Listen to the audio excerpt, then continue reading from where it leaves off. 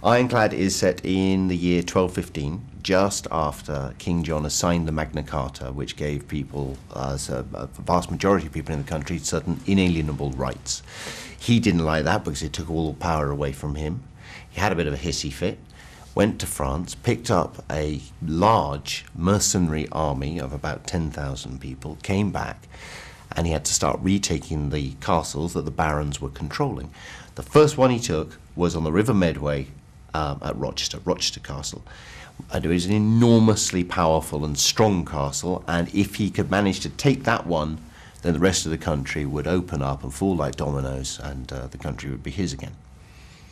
Inside that castle, little did he know, were a bunch of knights and ne'er-do-wells and crooks and a couple of barons, and they decided to hold up there as long as they could and they were trying to wait for the French king to come over and rescue them. So he then had to have this extraordinarily brutal siege for 6 months on this castle, and that is the story of Ironclad. I was wondering, kind of, how were you in history class at school? Was this something that you studied, and were you like a history buff? And do you like this kind of thing? Do you know what? I had a terrible English history teacher at school, and it's a kind of criminal offence, really, to be a boring history teacher. Because it's so fascinating, it's so interesting that once you actually do look at it, but if you've just got somebody with a little bit of passion sitting behind that desk, that's all it takes is passion. And, really, you should be banged up if you're a boring history teacher, because it's almost impossible to be boring about history, because it's gripping, and has made us what we are and helps us to understand ourselves and the world we live in. So, no, I had a terrible history teacher. Well, the film itself, it does make it very exciting. Do you think it's kind of the fact that it's kind of a British action movie? That's a good, because you don't often see historical films that go all out action, basically. No, I don't. I know you don't. I mean, I guess one of the closest ones is Braveheart, isn't it? Braveheart is a big, historical action movie, and we don't flinch on the violence again on this film. Don't go and see this if you're squeamish. I'm telling you right now, don't, because it is very violent, but it's violent not in a sexy, glorifying way. It is violent in the way that we imagined that's how it would be. And I kind of get it. I understand why. What's the point of doing a film set in that world if you're not going to actually hold the mirror up to nature and show it for what it is, for what it was.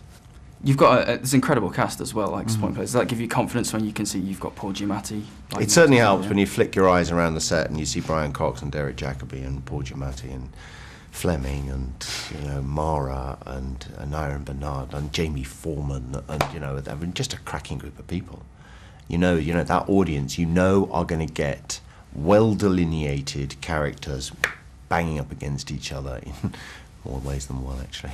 As I kind of wonder what you thought about the resurgence of films of this type, because I mean, you mentioned Braveheart earlier. We had Gladiator in the past sort of 10 years or so. These films have become more popular. I wonder why you thought that was.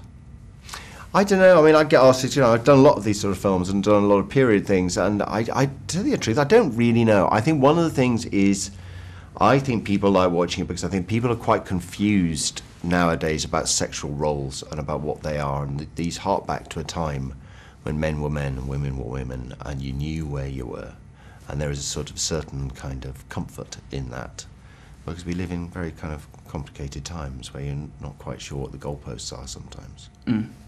These kind of, as well, these tough guy roles seem to go to British actors, or recently I've noticed. We're just tough. Do you think that's the case? You're just tougher than the Americans?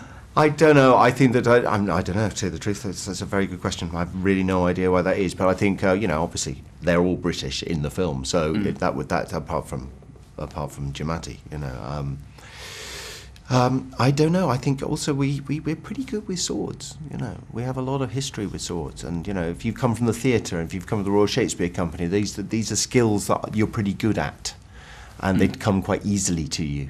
So that's another thing. I've done a lot of sword stuff now. So.